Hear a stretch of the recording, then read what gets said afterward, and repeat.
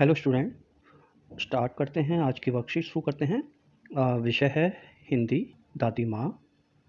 Worksheet number है 18 अगस्त की worksheet है। कक्षा 7वीं क्लास की वर्कशीट है। विद्यार्थी यहाँ अपना नाम लिखेंगे, यहाँ कक्षा अध्यापक का नाम। शुरू करते हैं। प्यारे बच्चों, इस कार्य पुस्तक में के द्वारा हम अपनी पाठ्य पुस्तक बसंत का पाठ दादी माँ के पहले अंश को पढ़ाने जा रहे हैं। ठीक है, तो आपकी पाठ्य पुस्तक का वसंत का जो पाठ है उसका पहला अंश दादी माँ, उसे पढ़ रहे हैं हम। इस अंश में हम जिनकी बातें करने जा रहे हैं वो दादी माँ। आप नाम से ही समझ गए होंगे कि लेखक अपनी दादी को याद करते हुए अपने बचपन के बारे में बहुत सारी बातें यहाँ पर बता रहे हैं। आइए जानते हैं कि लेखक क्या कहते हैं।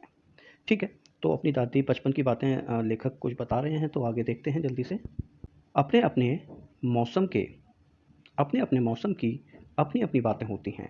आषाढ़ में आम और जामुन ना मिले चिंता नहीं, अगहन में चिवड़ा चिवड़ा और गुड़ ना मिले तो दुख नहीं, चैत के दिनों में लाई के साथ गुड़ की पट्टी ना मिले अफसोस नहीं, पर क्वार के दिनों इस गंधपूर्ण झाग भरे जल में कूदना ना हो तो बड़ा बुरा मालूम होता है।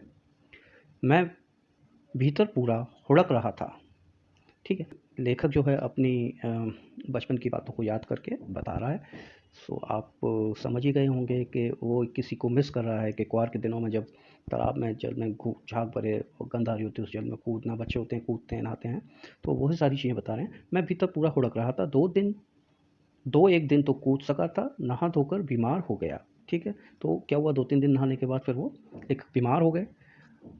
हल्की बीमारी ना जाने क्यों मुझे अच्छी लगती है, थोड़ा थोड़ा ज्वर हो यानी कि थोड़ा थोड़ा फीवर बुखार हो, सर में साधारण दर्द और खाने के लिए दिन भर नींबू और साबुन। लेकिन इस बार ऐसी चीज़ें नहीं थी। ज्वर जो चढ़ा तो चढ़ता ही चला गया, रजाई पर रजाई, और उतरा रात 12 बजे बाद। ठीक है, तो लेखक ने जो बताया वो आप हमने पढ़ ही लिया। प्रश्न 1 पर आ जाते हैं जल्दी से।